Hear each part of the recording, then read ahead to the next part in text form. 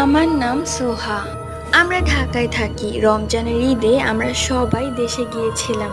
ঈদ করে এর পরের দিন আমরা কাজিনরা সবাই মিলে আম খুঁজতে গেলাম। তখন প্রায় রাত 8টা 9টা বাজে। সবাই মিলে যখন আম খুঁজছিলাম, আমি সবাইকে শুধু শুধুই ভয় দেখাচ্ছিলাম। মানে এমনি এমনি একটু দুষ্টুমি করছিলাম ওদের সাথে। দুই একবার এরকম করার পর ওরা আমাকে বলল, ধুর তুই চলে যা। তারপর আমি বললাম, আচ্ছা ঠিক আছে, আমি কিছু বলবো না, প্রমিস প্রমিস, আমি তোদেরকে আর ভয় দেখাবো না। তারপর ওরা বলল, আরেকবার যদি এরকম করিস তাহলে কিন্তু তোকে মারবো। আমি বললাম, আচ্ছা আচ্ছা ঠিক আছে। আম পড়ার আওয়াজ মনে করে আমরা সবাই গেলাম খালপাড়ের দিকে। আমাদের বাড়িটা সমুদ্রের পাশেই ছিল।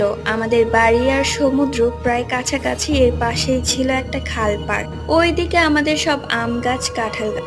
পরবর্তী গল্প পার্ট 2-তে। Like, subscribe, bye by.